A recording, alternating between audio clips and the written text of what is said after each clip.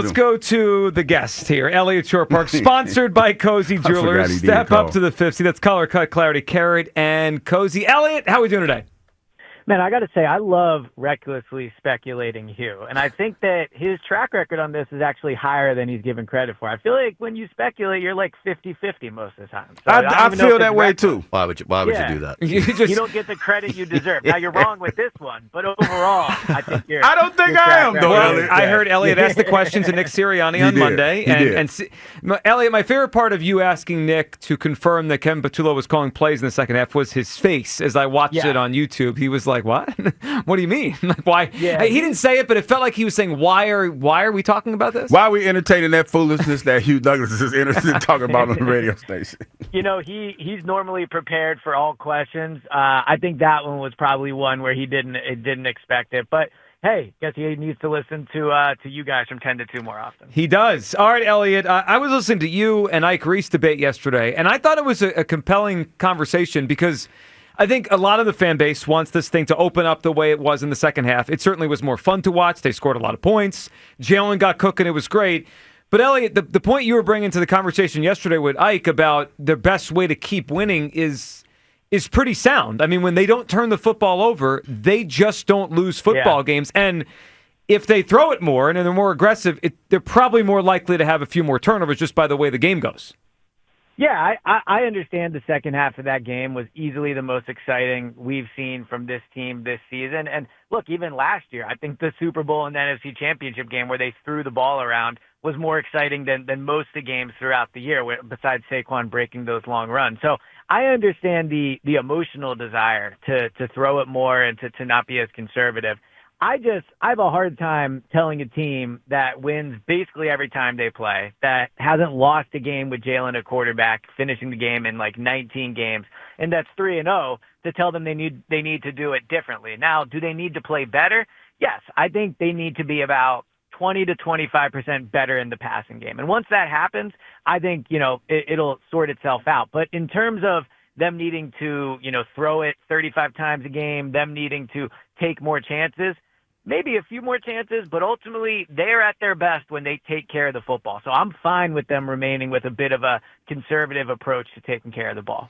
Eliot, are you convinced they figured it out now? I mean, like, there's moments in seasons where like the light switch gets flipped, right? Do you think that has happened now with the offense, with Patullo, with Hurts, with this whole thing, or do you need to see more? Because you could look at it either way based on the way that game ended on Sunday. No, I'm not convinced that the second half of Sunday was some aha moment for this team. I think it was a bunch of circumstances. They were down big. They went to hurry up. The Rams probably took their foot off the gas a little bit. And then by the time the Eagles had momentum, it was too late. And they obviously came back and won the game. And credit to Jalen for being the reason that they came back and won the game. He was outstanding in the second half. Obviously, AJ was good as well, but Jalen was unbelievable. So they deserve credit. But that was not, in my opinion, a sustainable way to play offense. You're not going to play hurry up all game, every game. Ask Chip Kelly how that works out. So the benefit of the hurry up was the Rams couldn't really substitute. The Rams couldn't really run complicated defensive looks. And as a result, the Eagles absolutely torched them. So when they come out and start a game well, then I'll feel better about where this team is at. I think the biggest problem they have is execution. I think the players will tell you that. I think if you put the coaches on truth serum, they would probably, lean in that direction. So once this team starts to play to their potential, I think they'll be fine. I don't think they need some type of schematic overhaul or, to do things drastically differently. I think Sunday showed in the second half, they're just more talented than most teams. And when they play to that potential, they don't need, some huge schematic advantage. Eliot Shorr-Parks with us here as the Eagles are 3-0. Eliot, how much of the 3-0 start would you attribute to luck? Is it fair to call them lucky to be 3-0 based on how they play? They've been outgained and have less first downs than their opponent in all 3 games. Eliot, that's pretty rare to first of all, just to win normally, but to win 3 in a row like that is not normal. Yeah, it's a great question, and I think you are probably correct in the way that if they played those 3 games, if they simulated them a bunch of times, the chance of the Eagles winning all 3 of those games based off how the games played out are extremely slim. I mean, credit to Jordan Davis for making the play, and I don't think there's anything lucky about the play because he did it, he scouted it, and he went out and blocked it. But if they attempt that field goal 10 times, I mean, he's probably only blocking it, twice, 3 times, something like that, and that's probably being generous. So I think that there is definitely an aspect of luck to them being 3-0. But where I would push back on your thing is, if this was the Carolina Panthers that were 3-0, then you could go, okay, like this is going to run out soon. They've won games, and credit to them, but this is not sustainable. When the team wins basically every time they line up for the last 3 years, it's hard for me to say that it's luck. So I agree the way the game's played out. Like, yes, there are some lucky elements to it. The team is defending Super Bowl champion. They win all the time. So I think that kind of hurts your luck argument. Eliot, let's look forward to Sunday in Tampa Bay. And I can make the same case, maybe even stronger about Tampa Bay. They're 3-0. And I know a lot of people are like, we're going to Tampa. The Bucs always beat the Eagles. Eliot, they've won in the final minute of every game, and they've played a couple bad teams. I mean, they had to do that to beat the Jets at home. They had to do it to beat Atlanta, who doesn't look any good. They had to do it to beat Houston, who might not be any good either. I'm not sure the Bucs are as good as their record says they are right now. What's your first thought on this game, Eagles-Bucs Sunday?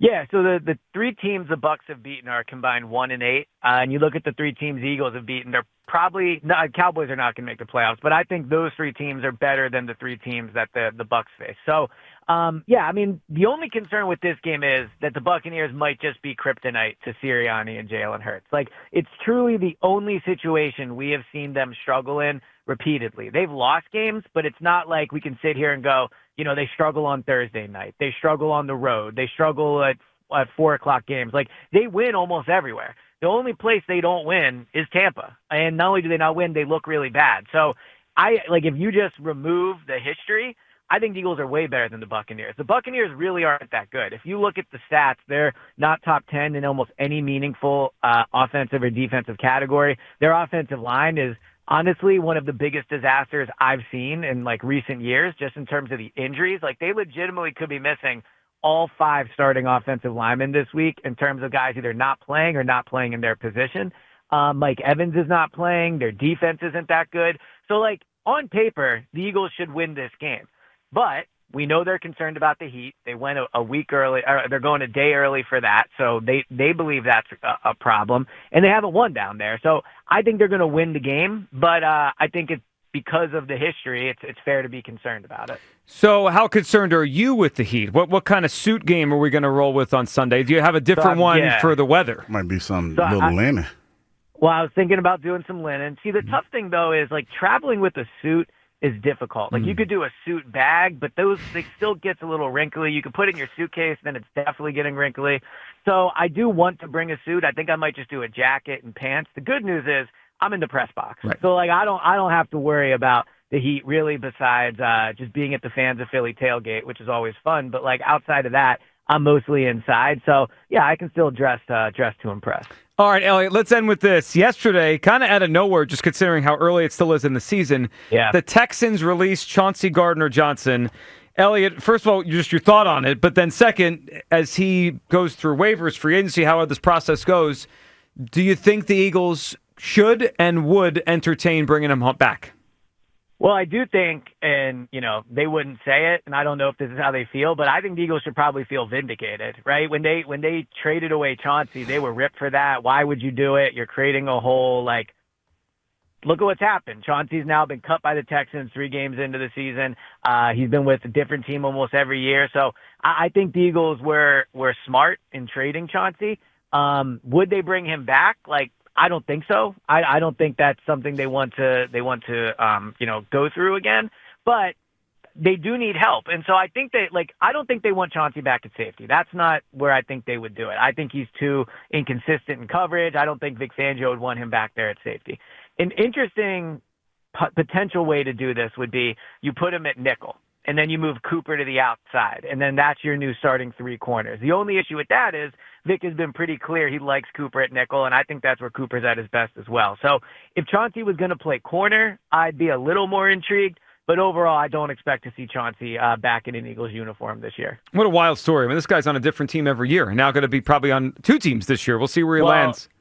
And what's crazy is with Kenyon Green being cut, Howie essentially traded a 6th-round pick for a 5th-round pick. Howie wins again? There you go. Howie always wins. Eliot, appreciate you hopping on, and have a good rest of your week, and we'll talk during the pregame show on Sunday. Have a good one. Sounds good. Yep, talk to you soon. There he goes, Eliot Shorr-Parks.